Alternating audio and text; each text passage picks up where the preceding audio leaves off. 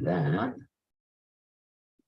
And should say, there you go. Okay. Hello and welcome to another virtual author event at the Poison Pen Bookstore. I'm John Charles, and today the Poison Pen is doubly blessed to have with us two best-selling authors and two of our favorite authors, Karen Rose and Hank Phillippi Ryan. Karen's new book is Cold-Blooded Liar, and Hank's is The House Guest.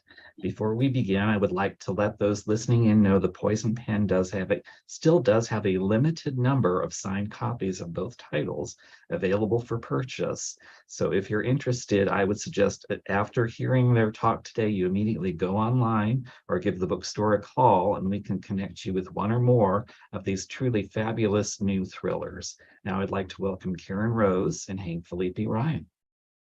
Hey, thank you for inviting us today. This is all about celebrating Karen's new book, Cold-Blooded Liar, which I know, John, you stayed up really late to read, and I did too.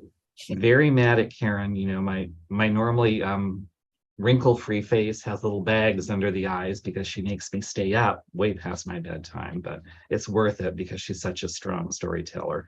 But right after I finished her book, I started your book, Hank, and it was equally a dilemma because you just don't want to put the book down. It's that good. Thank you. It is really wonderful to have our books be in real readers' hands, and they sort of take on a life of their own. I'm always convinced that the books aren't fully into the world until someone reads them. You know, it's you all reading them that makes the books be real, makes the characters come to life. So that's always quite a moment. Although, Karen, you've been doing this for so long. Do you still love it? I still do. I mean, it's different now, you know, time changes, your experience changes, your brain changes, you know, as you get older. So the experience of writing is different. I still love it. And this is my 20th anniversary year. My first book came out 20 years ago. Oh, congratulations. So yeah, so we're going to be a big celebration all this year for 20 years. And then I look back and I think, wow, you know, I just never even dreamed 20 years ago that I'd have one book, much less, you know, this many. How many? Well, I'm just about to start writing my 30th, but Cold-Blooded Liar is my 27th. Yeah. Before we launch into a really meaty discussion, I would like to ask both of you to tell us a little bit about your new books, just for those who are not familiar with your work. So Karen, why don't we have you tell us about Cold-Blooded Killer first? Well, it's Cold-Blooded Liar, and Cold-Blooded Liar, I'm sorry. It's the first book in my San Diego. Well, he's a killer too, so you know, either one's right. But the San Diego case file series, and this is a little bit of a departure for me because normally what I do is I'll write books that are set in a city like Chicago or Philadelphia or Sacramento is, you know, and New Orleans is my most recent one, and you know, I'll have like I'll have a work group or a family. The main characters are connected in some meaningful way. And when I get through that cast of characters, I pick up and I go on to the next city. And each couple will have their own story. Well, the San Diego Case Files is a little different because Kit and Sam will be the hero and the heroine of every book. So it's more of a continuing story. We'll stay in San Diego with them. So I will have, these will be my winter books. And then the New Orleans, whatever, you know, the next city is, will be my summer books. So it's an exciting kind of departure for me. It's a little bit of a different book. There's still a lot of murder. So, you know, there's consistency there, but Cold-Blooded Liar is the story of Kit McKittrick, who is a homicide detective in San Diego, and Sam Reeves, who is a psychologist. And Sam has a patient who's been court appointed, and this patient is a pathological liar. And he will talk about everything from, you know, tea with royalty to this wonderful party he went to the night before, and the Hollywood actors and actresses he sees, and how he taught, you know, a Hollywood actor to ride a horse, and all of these really, you know, very clear lies that he tells. But every now and again, he sprinkles in there something that Sam thinks is true. And he thinks that this patient has committed a murder. And if it was a murder in the past, Sam can't report it. That would be a violation of doctor-patient confidentiality. However, if there is a clear and present danger to an existing living person, he has a duty to warn, therefore he must. So he's stuck. You know, is this guy lying or is he telling the truth? Which part of it is a lie? And so he comes up with a plan that basically embroils him in a murder investigation of a serial killer. And for a little while, he's the suspect. And so he has to investigate to clear his own name. And he and Kit end up working together, not necessarily voluntarily together, but they do end up working together through the book. Do you mind if the reporter in me needs to ask a follow-up question before I talk about the house guest? Because I loved this part of your book. Let's hold it up one more time, Cold-Blooded Liar. Because I wonder if that wonderful conundrum, that problem of having a therapist not be able to tell certain things, even if they can do it if someone's life is in danger, but not if it's something in the past. And those rules, that was such a wonderful moment when you explained why a therapist can do one thing, but not the other. Was that the beginning of this novel, or how did this start for you? Well, it's something I've always wondered about. My husband was a mental health therapist he stopped doing it back around 98, 99. One of his clients tried to kill him. And it was the third time it had happened. So it was quite, pretty traumatic, pretty dramatic. And he backed out of that profession. But the idea always was, what can you tell and what can you not tell? And he found himself, and I heard about these very peripherally. He would never tell me details, but one day he had been so frustrated because he'd been to court, and the judge was trying to force him to give information he was not allowed to give. And finally, he's like, I can't say it. This guy, my client says it's okay. And finally, the judge turns to the guy and says, it's okay, right? And finally, the defendant was going, yeah, it's fine. He can tell. And then my husband could share what the judge wanted. But it was pretty dicey because, the judge was threatening him with contempt of court and all kinds of very scary things that, and basically putting him in an untenable position. So it was something that never murder, but certainly, my husband counseled many court-ordered clients that had been arrested for sex offenses. And so, the things he heard were not necessarily things he could say, but, especially if the client didn't get permission, and most of the time they didn't. I mean, interestingly, as you say in the book, it's such a slippery slope, because once you make that step, then no client will ever trust you again. Right, exactly. And there was a benchmark case. And when I started talking about it with my husband, he goes, oh, yeah, we studied that. We studied that when I was in graduate school. And it happened in California. There was a young man had gone to his counselor, his on-campus counselor, with fantasies of killing his girlfriend, who was easily identifiable, as another student on campus. And the counselor didn't do anything with it, confidentiality. The client went out and killed his girlfriend. And the parents sued the school and won. And that was what was the landmark decision in this duty to warn. So if there is a clear and present danger to an existing person, a person who is alive now, you have a duty to warn. And so that's the slippery slope Sam finds himself. And, and I did research and heard a lot of, there's a lot of online research with psychologists talking, podcasts and those kind of things. And a common thread was, what if we were in this situation? This is something we always hope we never have to face, because it is such a slippery slope. And especially in this book, I'll just follow up one more time, especially in this book, when the character is a cold-blooded liar. And so your character, Sam, doesn't know, is this another lie? And would it be worth it for me to tell when it turns out not to be true? Then the police won't trust me either. It's the boy who cried wolf at that point. Exactly. And Sam he's just a decent person. He's decent. He's sincere. He's nice. He's just a very nice person. And he finds himself in a dilemma because he truly wants to help people. And this is kind of not what he signed up for, but it's it's the situation he finds himself in. It's really, didn't you think, John, it was really fascinating, that dilemma?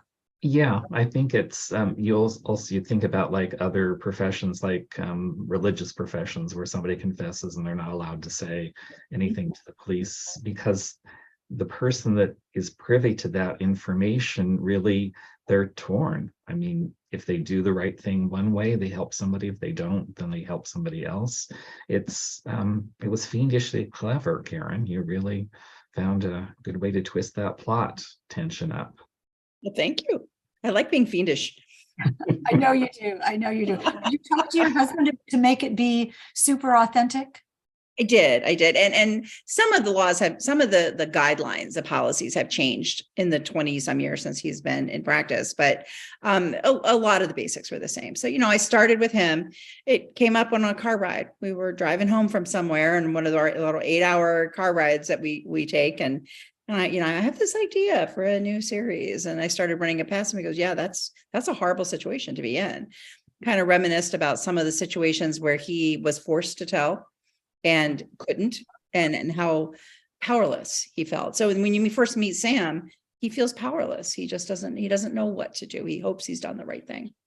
And I love that how you reassure us in the book that he's a good guy. He's a Clark Kent kind of guy. He's a straight shooter kind of guy, but still there are moments when we think, really, maybe, so your sleight of hand throughout this book kept me really turning the pages. Was that fun to do?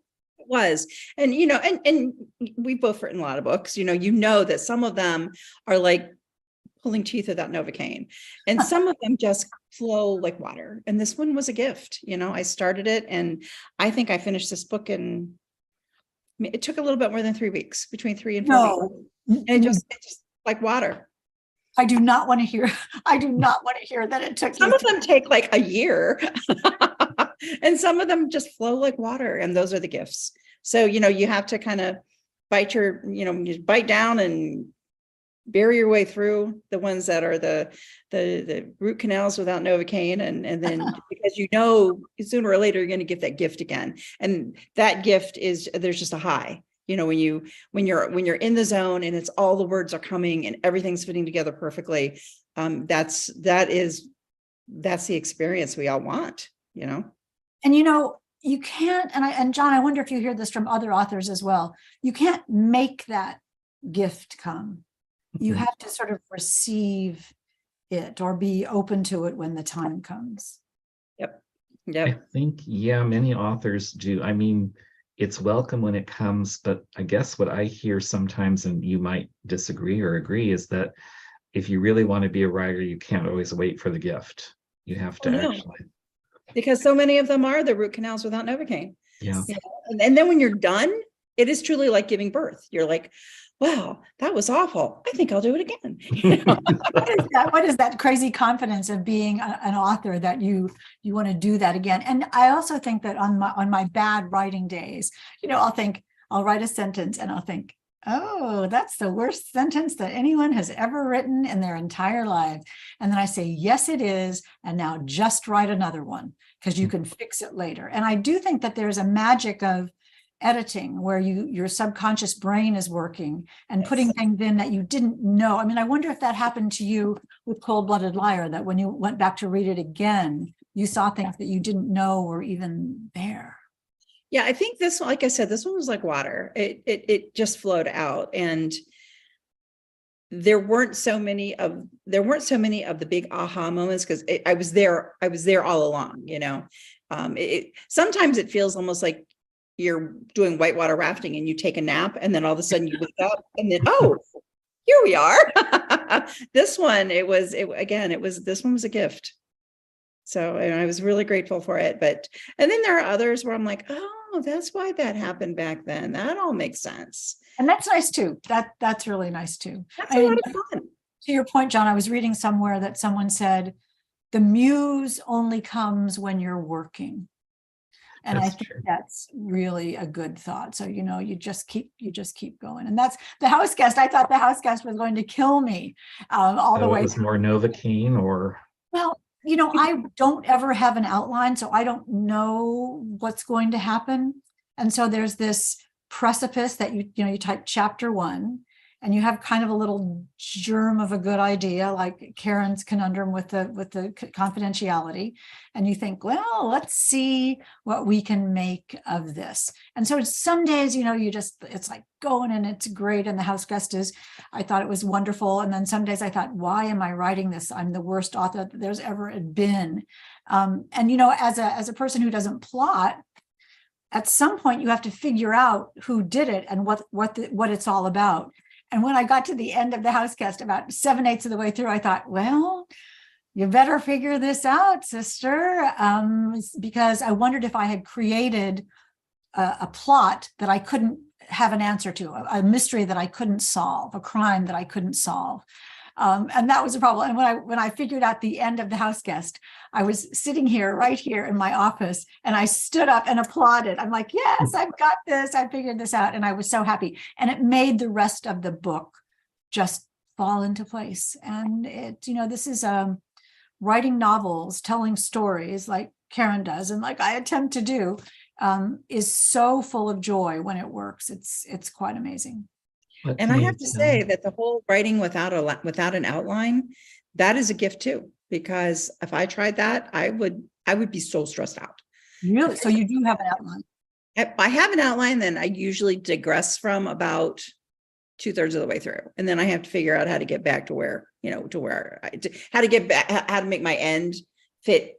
Yes. Where I got stuck. But no, I know who did it. If I didn't know who did it, oh my goodness, I wouldn't be able to sleep at night. Welcome to my world. Welcome to my world. Yes, that's absolutely true.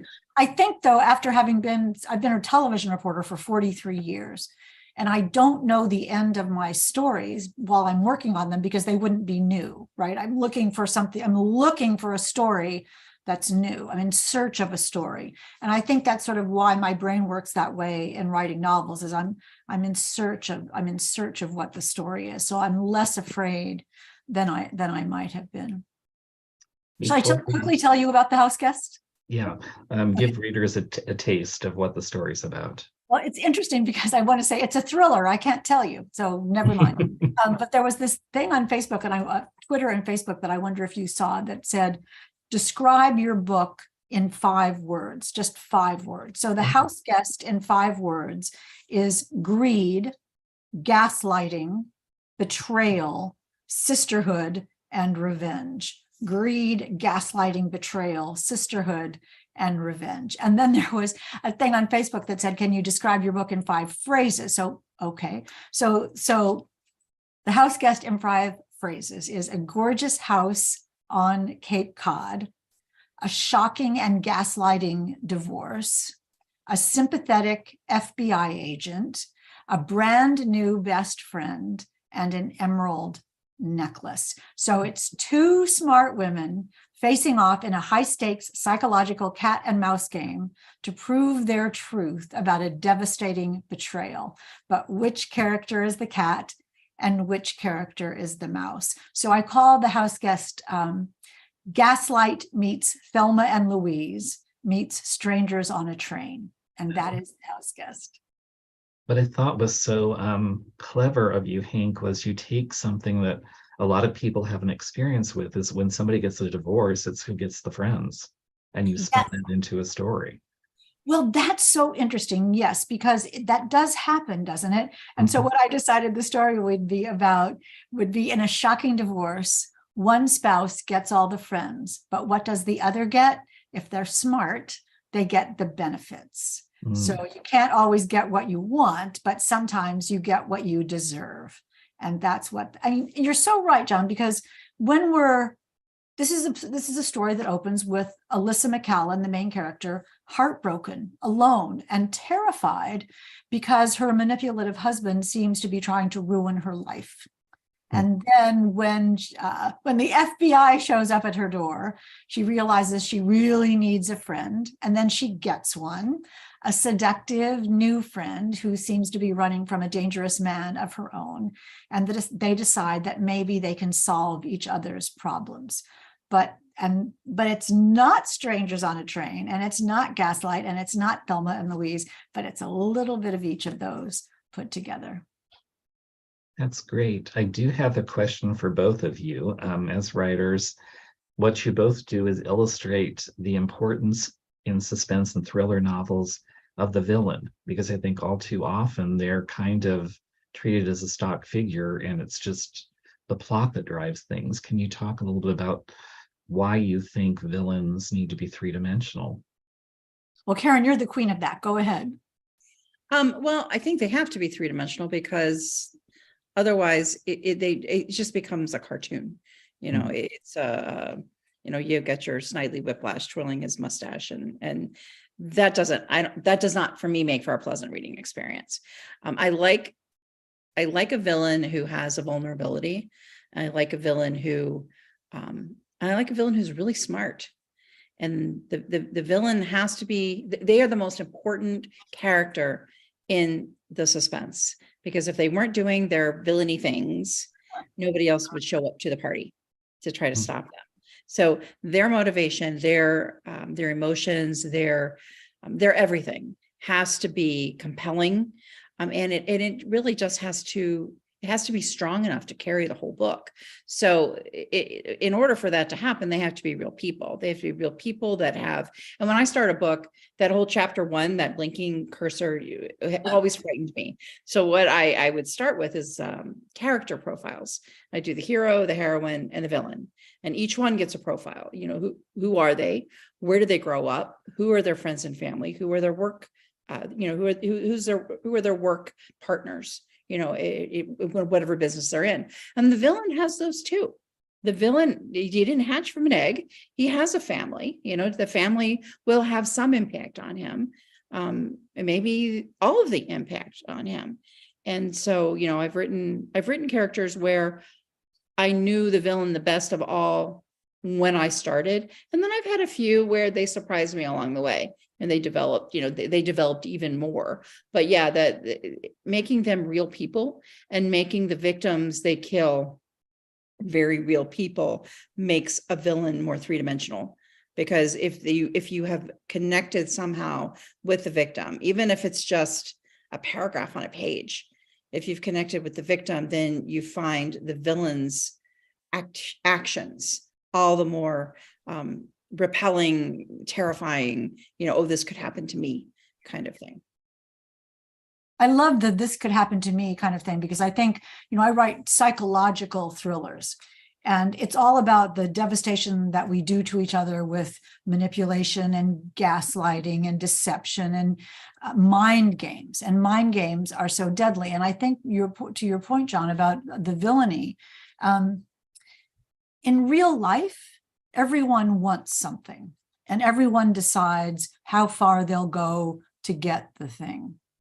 And when there are two clashing desires, when one person wants something and the other person wants exactly the opposite thing for exactly the opposite reasons, but reasons that are just as important to them and just as powerful to them, and then those two things come in conflict. So that's what makes a story. That conflict makes the story. And when we decide as authors who our main character is, who one of our point of view characters is, the main character, the protagonist, the quote, quote, good guy, that person's wants and desires and needs and passion, that becomes who we line up with, who we sign up with, who we're on the train with. We want what Alyssa McAllen wants. And everybody who's trying to stop that is bad, is a villain. So the question is, are they really bad, or do they just want what they want? And maybe Alyssa has some problems of her own. So I love when you don't exactly know that there is one bad guy, that maybe my main character is wrong about who the bad guy is. Maybe he or she isn't bad, or maybe the good guys aren't so good. So in my novels, no one is quite who they seem. And we assume, because you're on the train with the main character, that she's right, that she's the one who's good and she's the one who's right. And probably she is, but she might not be. And that's sort of the fun of the story, is realistic motivations, realistic desires, relatable emotions, and then clashing desires at the end. And that's when that all crashed together. I mean, Dennis Lehane used to say a story is take some interesting people and put them in a room and let them just crash into each other. And I love that. I love that in a story. So that's why my books are cat and mouse games. Which character is the cat and which character is the mouse? Because it could really go either way. Could any of that relate, Hank, back to your love of Golden Age mysteries? The idea that you want to keep the killer not clear until the end of the book. Well, and I wonder if Karen agrees with this. I'm really careful that my books are fair, that everything that you need to know to figure out what's really going on is clearly there, is not hidden. It is in absolute plain sight if you notice it. But if you don't notice it, and if you make assumptions, as readers do, about how something is, then you'll miss it. I mean, I'll never forget reading when I was like 12, Murder on the Orient Express. And I remember, I still get goosebumps. I remember gasping and saying, how did she do that? I never would have thought of that. It's completely fair and it's completely realistic, but it's just so clever. And I really wondered whether I could actually write a novel, a story that would be so satisfyingly fair at the end. And that's what I tried to do in The House Guest and in all my books, is when you close the book, you think, oh yeah, I should have seen that. I should have seen that that's how the world is, but she fooled me. And Karen, our readers are smart. I mean, they're going to try to figure it out before we do, before we tell them. And so we need to stay 1, 2, 3 steps ahead of them, don't you think? Yeah, and I think that that's why it's important for the villain to be smart, because and I was like that too, before I wrote thrillers, I was very much, I watch a movie, I'd read a book, and I try to guess. For me, it was a game. I would guess, who was the thriller? I mean, who was the killer? I can name that killer in 2 chapters, or, in 20 minutes. I could, by that point, and we would make guesses. The family would make guesses. Who is it? Who is it? And the thing that I learned, and we were talking about this before we started, was I did not start out writing thrillers. I started out writing women's fiction. And it was my first agent who said, you've got a suspenseful voice. Have you ever thought about writing suspense? And I hadn't. And I wasn't sure how, but I was an engineer. So I decided I was going to reverse engineer the process. And I took a book that had surprised me. And it was Tammy Hoag's, and I think it was Ashes to Ashes. It was either Ashes, there were 2, and the sequel was Dust to Dust, but I think it was the first one. And I didn't read it backwards, word for word. I read it backwards, chapter for chapter, because she'd surprised me in the end. I'm like, no way, the killer couldn't be that person. And when where did she hide the clues? How did she hide this from me? And it was when I got back to the very beginning, saw where she laid out the clues. It was fair. They were all there. They were all there in plain sight. And the trick was I had forgotten to look for them because I was so tied up in the story. I was so invested in the characters. And are they going to, they're going to make it through it. There's some contractual obligation of an author, in writing certain kinds of books, that the main characters are going to make it to the end. But how are they going to do it? Who's going to die along the way? And once I realized where all the clues were, they were all there in plain sight. I just stopped looking. And there's the other one that does that for me is Michael Connelly. And I love to listen to audiobooks because I have a really bad habit of peeking to see. And I'm very, very bad at that. I can't stand it. No, let me tell you that I did a whole TEDx talk, which the title of which is Sometimes I Read the Ends of Books First. I do. I have to tell you, I mean, don't do it with Karen's. Don't do it with Cold-Blooded Liar. Although you won't really know what happens if you read the last page. You wouldn't really know. And that's one of the joys of your books, because it goes on a little bit in a gorgeous, tantalizing way.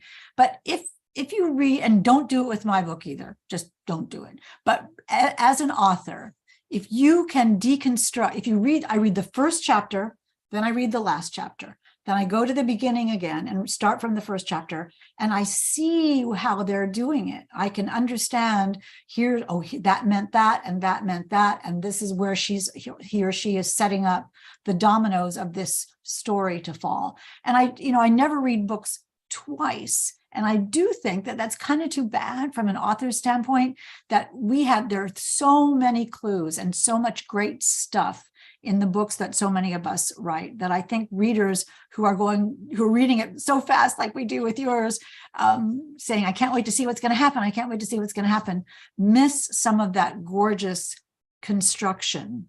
And some of the bricks that are laid throughout, because we're just reading as fast as we can. So you get that with audiobooks too, because on audiobooks you can't control. Yeah, because somebody else is reading to you.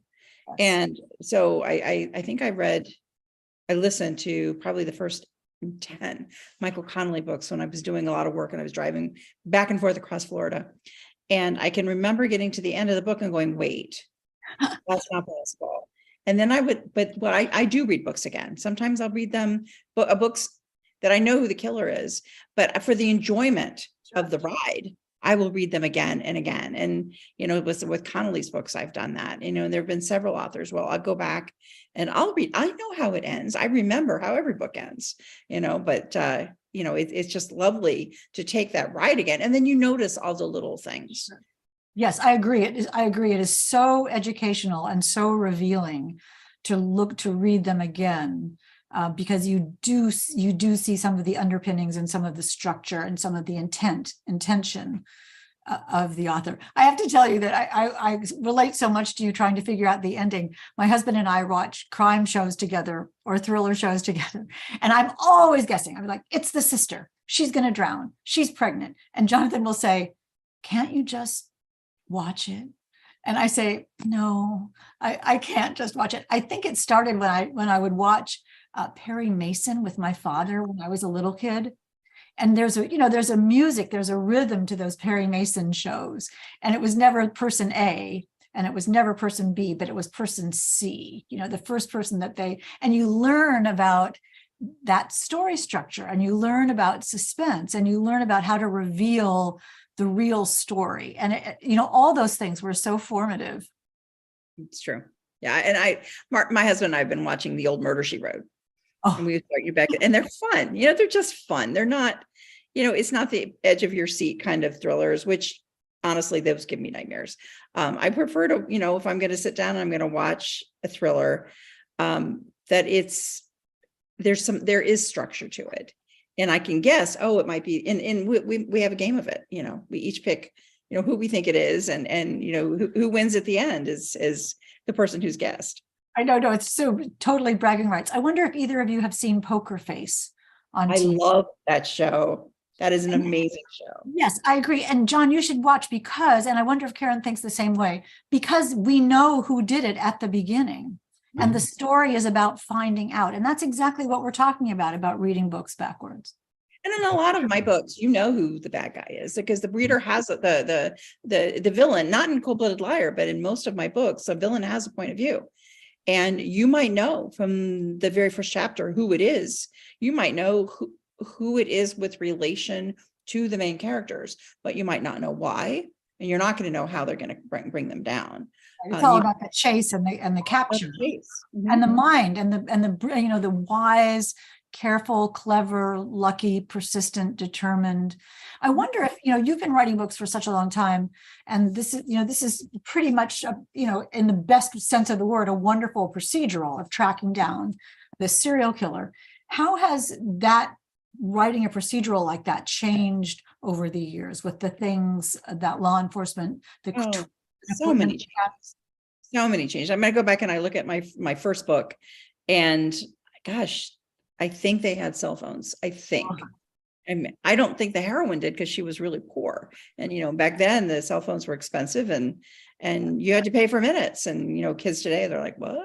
But yeah, I mean, the DNA testing took, if you were lucky, you'd get it back in a week, if you rushed it, and because that's just how long it took. And now it's, so much faster than that.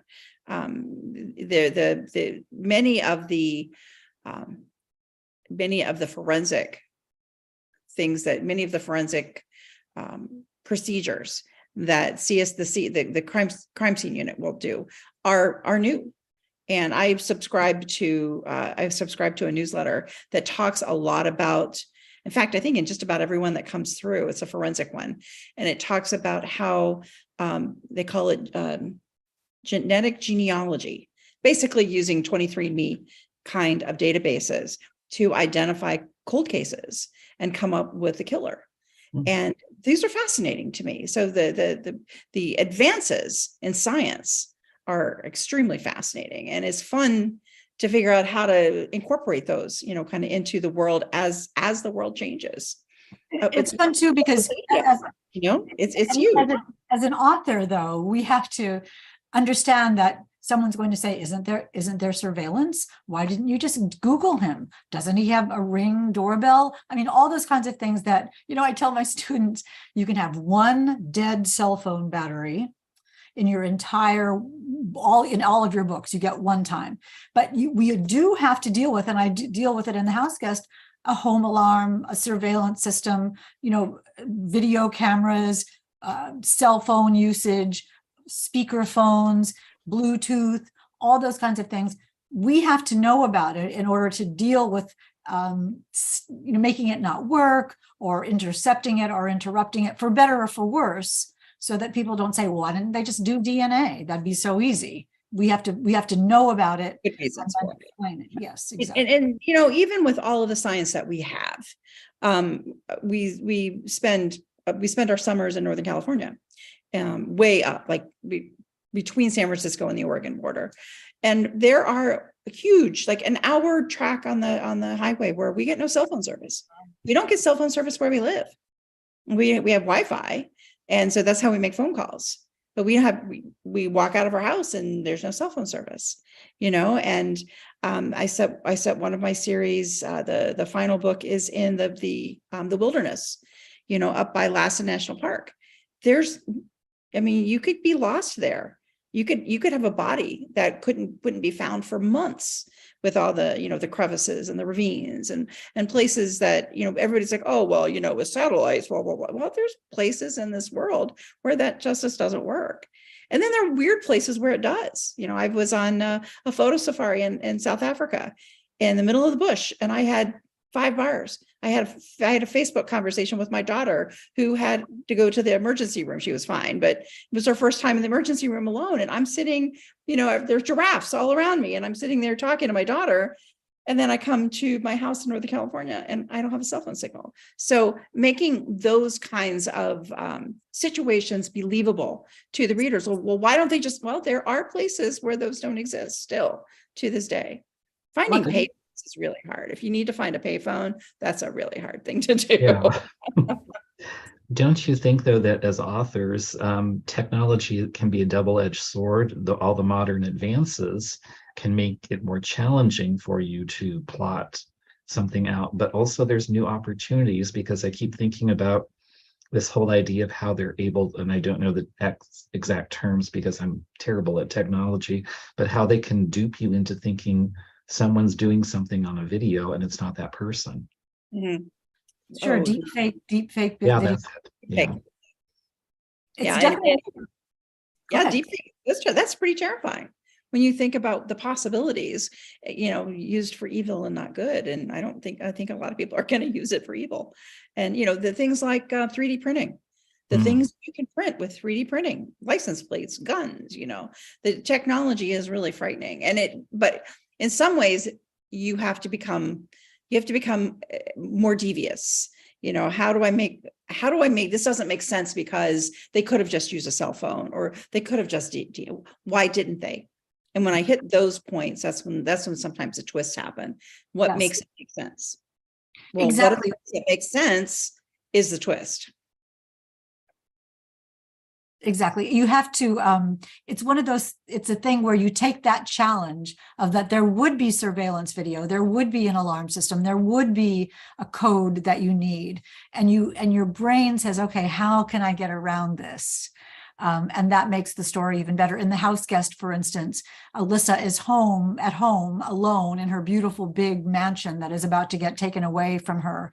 And she knows that she fears that her husband is sneaking in to gaslight her because he or someone has ripped a dress off of a hanger and left it on the floor, left a glistening kitchen knife on the floor of the dining room, that kind of thing. And she knows that there is a surveillance system in their home and an alarm system, but he has the codes for it.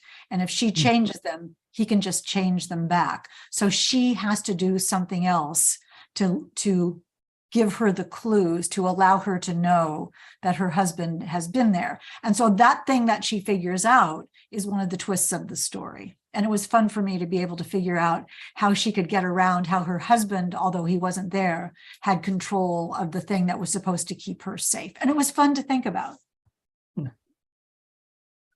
Can we take a minute for both of you just to talk a little bit from the author's perspective about series? Because Karen, this is the launch of a new series for you. You've written other books and series. Hank, you've written a number of series. What are the advantages for an author to a series? Are there any disadvantages? Do you always know how long it's going to run? Well, the advantage is that you have like you build a community. And those characters bolster each other. Those characters can be used to introduce the new characters.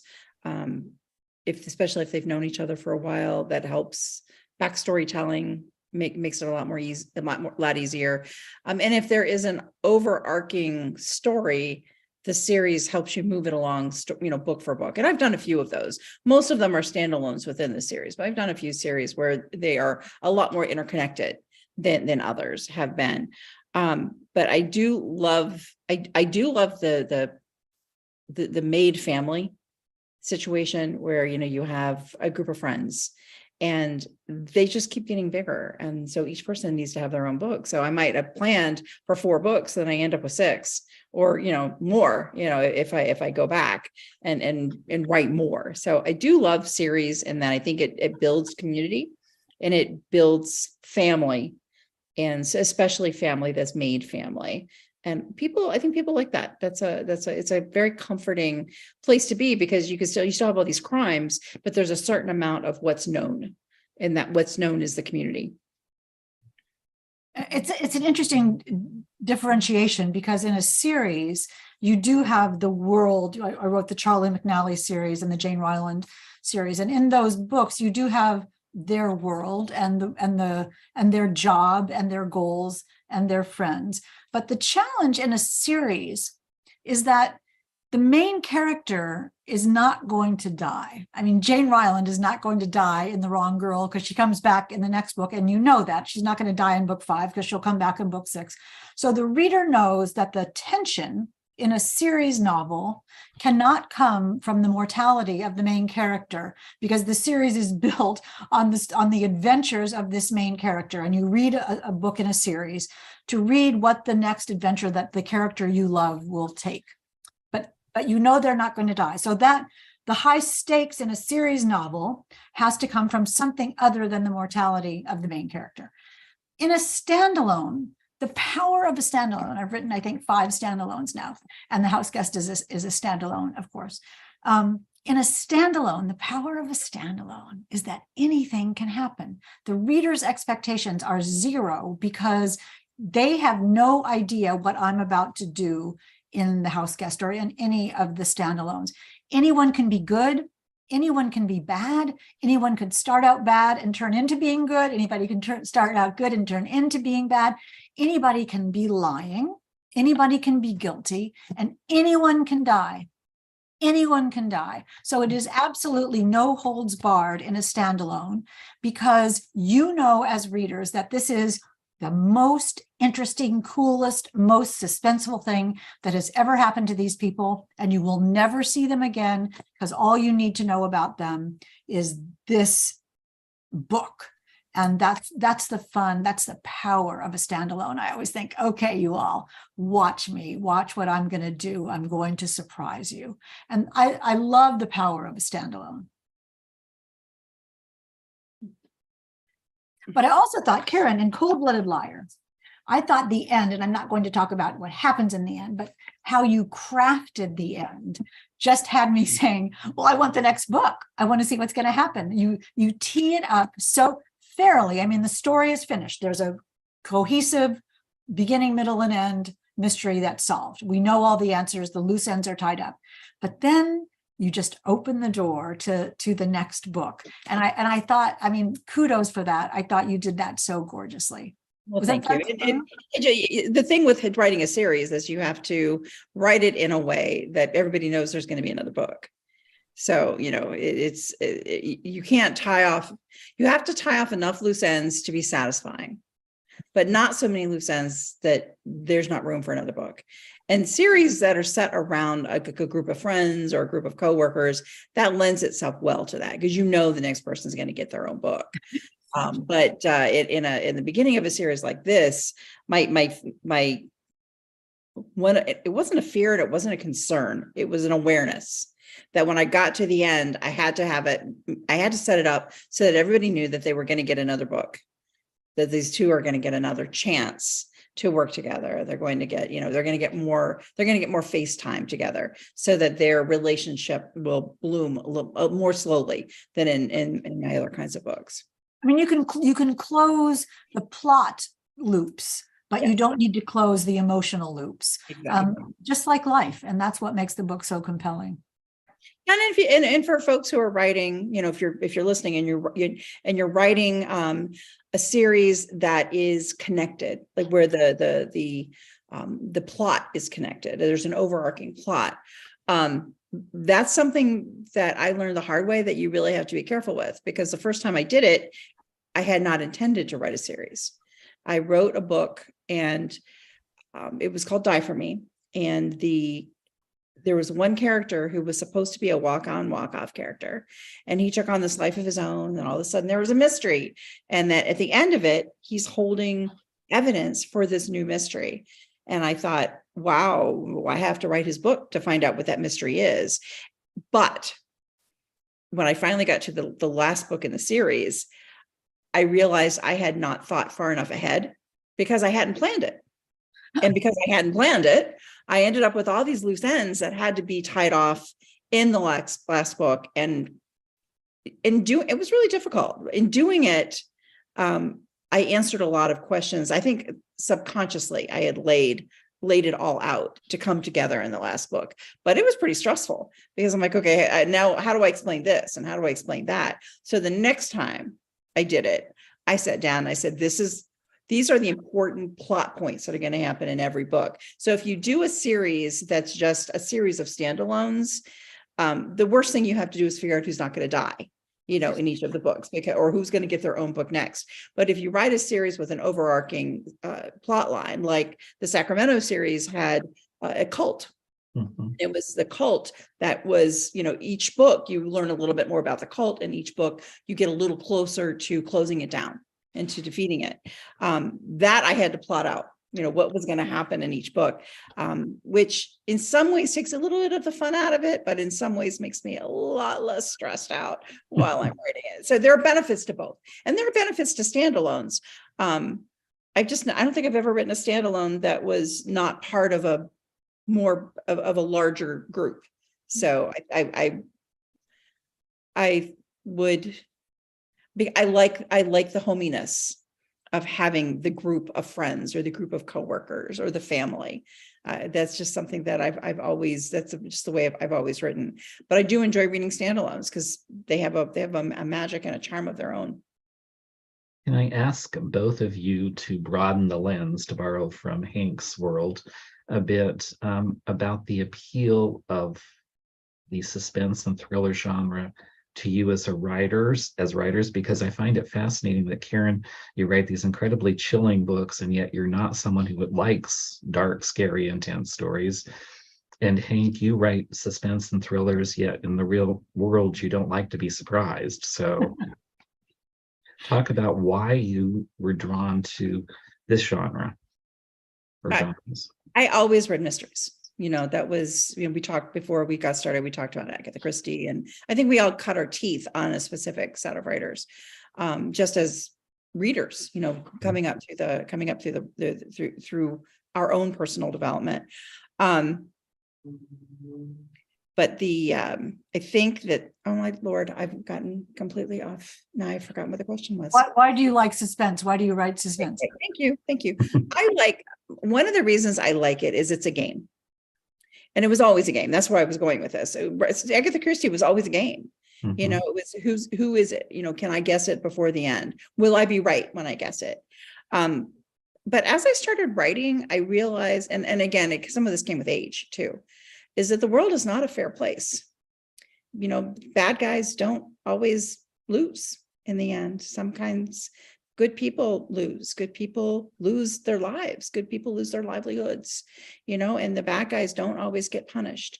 And I think one of the things I really like about reading thrillers and writing them is that in my world, the bad guys always get punished.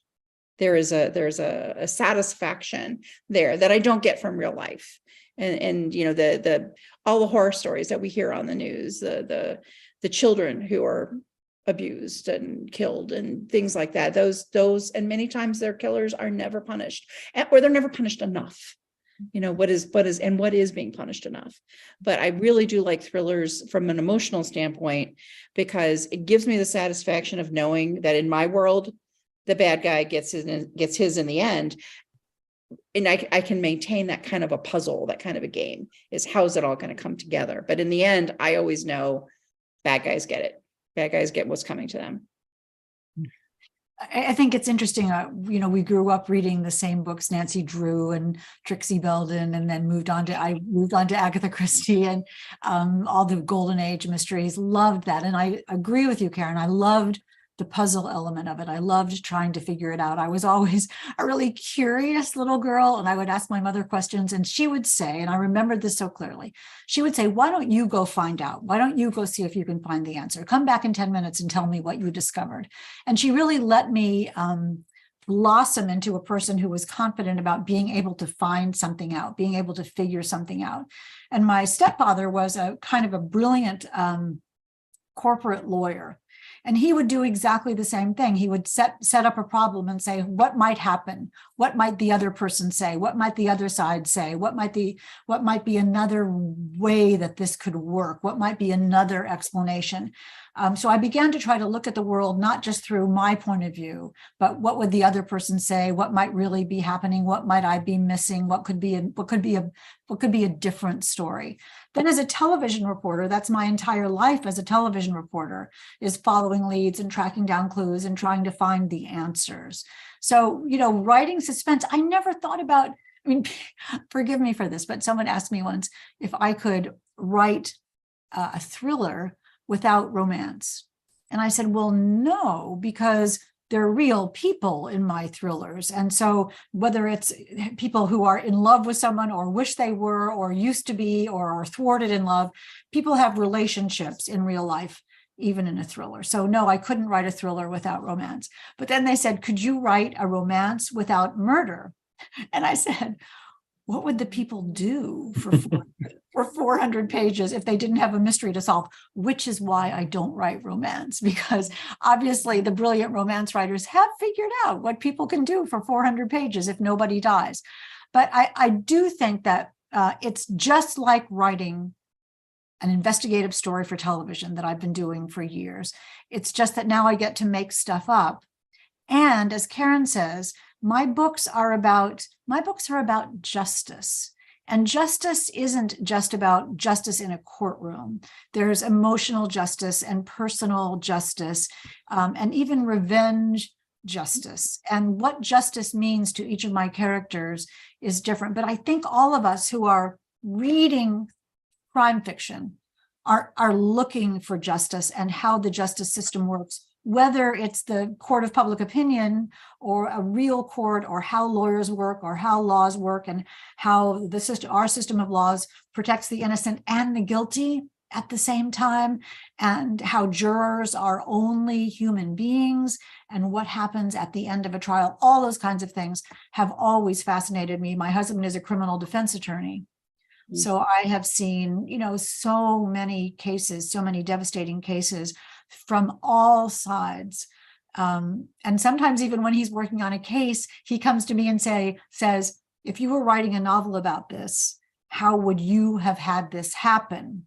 Because he's searching for another way that an event could have occurred. So, I mean, our imaginations are so lovely. We're the only, human beings are the only creatures who can create a story out of nothing. And so in our search for justice and our search for, I don't want to say closure, but in our search for justice and our search for truth, if I can be kind of hoity-toity about it, a search for truth, what is truth? And that's what I write in my books. I mean, they're murder mysteries, they're thrillers, they're page turners, just like Karen's are. But underlying that is our need for truth and justice. I think that's inevitable.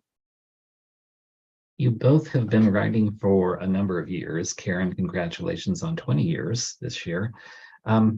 Before we run out of time, and we're rapidly approaching that point, one question I'd like you both to kind of ponder and address is, what has surprised you the most about publishing, the change, or has there been any change for you? Well, that's a broad question. I think, clearly there have been technological changes in publishing. And for the most part, it's made everything easier. I mean, I can still remember running to the FedEx store to, with a manuscript this big, to get it into New York the next day. I knew somebody who got on a plane to take her manuscript to New York, so it wouldn't be late. And clearly we don't have to do that anymore. But I think that publishing has changed in so many ways, just because it's now a lot more accessible to a lot more people, because you have so many ways of getting your story out there. And in some ways, there are a lot of stories. So, how do you get people to want to read your story? But at the same time, there's so many stories out there, and I'm always amazed at how many ways the same plot can be told in a different way. And to me, that's so much fun. And people who kind of poo-poo the whole thing about genre, genre being formulaic and, whatever the genre is that you choose, I usually just say, it's kind of like a football game. The rules don't change. You've got a field, you've got players, you've got the same positions, but every game is going to be different. You tune in every week because the game is going to be different. The field conditions are going to be different. The weather, the skill makeup of the players, all of the things, the crowd, is going to be different. And so I think you said, put everybody in a room and let them not get to know each other. I just throw the players on a field, all those people in the book I throw on the field, and we can all do that. And I think that that's probably the biggest change, is just accessibility. How many ways people can tell their stories. I love that football analogy. That's just completely perfect and absolutely illustrates why there's no formula. It's each individual person writing an individual story. John, I think the thing that's changed sort of in a different way for me internally, personally, about publishing, since I've been writing since 2007, I think it is how much has to do with how all we can do as authors, all we can really control, is writing the best book that we can write. So much in this world, especially in publishing world, is luck and timing and this, impossible to predict, being at the right place at the right time with the right person who loves your book. There's nothing you can do about luck and timing and the universe and how things happen, except to have the best book you can write and be open and ready for an opportunity, and to be honestly happy when friends succeed, because everyone can succeed and everyone will get a turn. And when you finish reading Karen's book, you can read mine, and then you can read someone else's, and then you can read someone else's. So it's just, it's very difficult to write a book. It's very difficult to be traditionally published. There's almost nothing more gloriously satisfying than having a book that people love, but it's completely unpredictable what's going to happen. So I've learned to try to know how much I can control, which is very little, and just see what happens with the rest. And there's something about longevity. So like we've both written a lot of books, and you get to the point, I don't know if everybody goes through this, but I was in a place in my career where I thought every book had to be better than the one before it. And it was an amazing amount of pressure, and that's something that changed personally, as I, forayed my way into publishing. Then I had an editor who wisely said, your book doesn't have to be better than the one before. It has to be as good, and it has to make your readers happy. I was like, oh, okay. And that just kind of puts a different perspective on it. I'm not always trying to outdo myself, because I'm my own worst critic. I'm not always trying to beat myself. I'm just trying to create a book people will love. And that's going to happen differently every time. The character is going to be a little different. The scenery is going to be a little bit different. But when it comes down to it, you get people who have an emotional stake, whether it's a psychological thriller, whether it's police procedural. Characters have a personal stake in what happens in the end. And that's going to make every book different, is the character. I can't believe how quickly an hour has flown by. Before we have to let you both go, if you would like, and this is up to you, can you tell us what's next for you as an author, what we can expect, and how readers can learn more about you and your books, what social media platforms you might be on? I have just finished the second book in the San Diego series. So it's Kit and Sam again, and in their adventure. And then I have my next book that comes out is the second in my New Orleans series, and it is called Beneath Dark Waters, and it comes out in August. And I hang out on Twitter, kind of, sort of. I'm more of a kind of a guerrilla Twitter person. I'm there and then I'm gone. Which to me is like, Twitter is perfect for people who are, have attention deficit disorder. You just go in, you say hi to people, then you can leave. And of course, Facebook and everything else. So I'm still trying to figure out the Instagram. I think that might be a little bit past my creativity, but Facebook and Twitter for the most part. And I'm on Instagram, I'm on Facebook, I'm on Twitter. You can find me on all of those, sadly. Way too much time spent on those, but it is fun, especially these days, to connect with people on social media. Also through my website. If you come to my website, hankphillippiryan.com, and click on contact, it comes right to me. My newest book, The House Guest, is just out. It's been out for just 2 weeks now. And I have to tell you that after 6 days, it went into a second printing.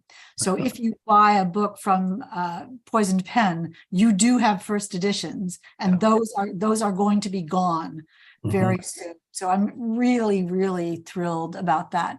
My next book comes out this time next year, and it's in editing now, and it is called One Wrong Word, and it's about a crisis management consultant, a crisis management crisis. I'm going to have to learn how to say it by next year. That's going to be a problem. About a crisis management consultant who makes her living by molding people's opinions. And then what does she do when she's trying to save her own reputation because of a lie? So it's called One Wrong Word and comes out next year. Wow, that sounds fascinating. Both titles, both books. What a truly fabulous conversation. The Poison Pen has been graced with Karen Rose, whose new book is Cold-Blooded Liar, and Hank Phillippi Ryan, whose new book is The House Guest. And we're delighted that they were able to take some time to visit with us virtually. We'd like to thank those tuning in to another author chat at the Poison Pen Bookstore. Thank you both. Thank you. Thank you. Loved it. In case I lose you, because I'm terrible at this, thank you both. You were terrific. Are we good? Are we good now to? We had a great time. I think we're still recording. Hi, you all. Yeah, that's what I'm And still it has trying to been figure. marvelous.